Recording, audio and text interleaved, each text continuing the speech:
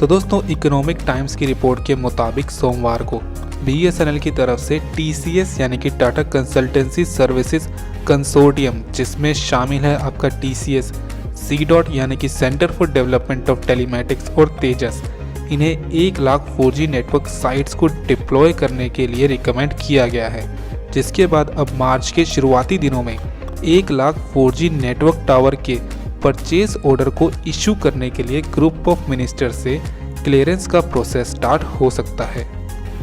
TCS, जो कि Tata group का ही एक पार्ट है, वो बीएसएनएल के 1 लाख BTS साइट के लिए 4G इक्विपमेंट सप्लाई करेगी, जिसका कॉस्ट होगा करीब 24,500 करोड़। टाटा ग्रुप ने प्रपोज किया है कि वो परचेज ऑर्डर मिलने के बाद 1 साल के अंदर ही कोर इक्विपमेंट की सप्लाई कर देंगे।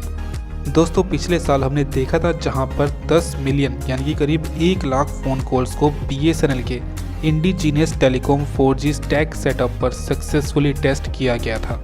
तो दोस्तों यहां पर ये काफ़ी अच्छी न्यूज़ निकल कर आई है इकोनॉमिक टाइम की तरफ से बीएसएनएल के लिए, जहां पर अब हो सकता है हमें जल्दी ही बीएसएनएल का इंडिजीनियस 4G और 5G पैन इंडिया पर रोल आउट होता हुआ दिख जाए।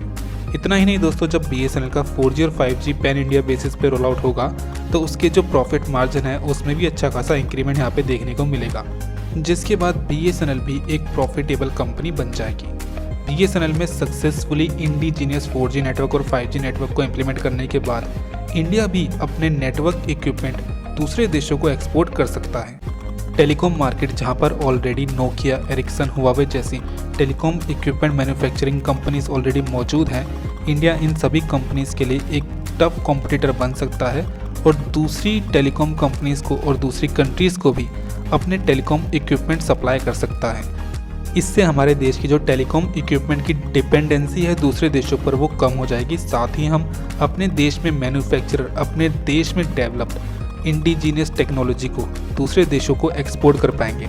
इससे हमारे देश में एम्प्लॉयमेंट बढ़ेगी और हमारे देश की जो इकोनॉमी है उसको भी एक ज़रूरी बूस्ट मिलेगा।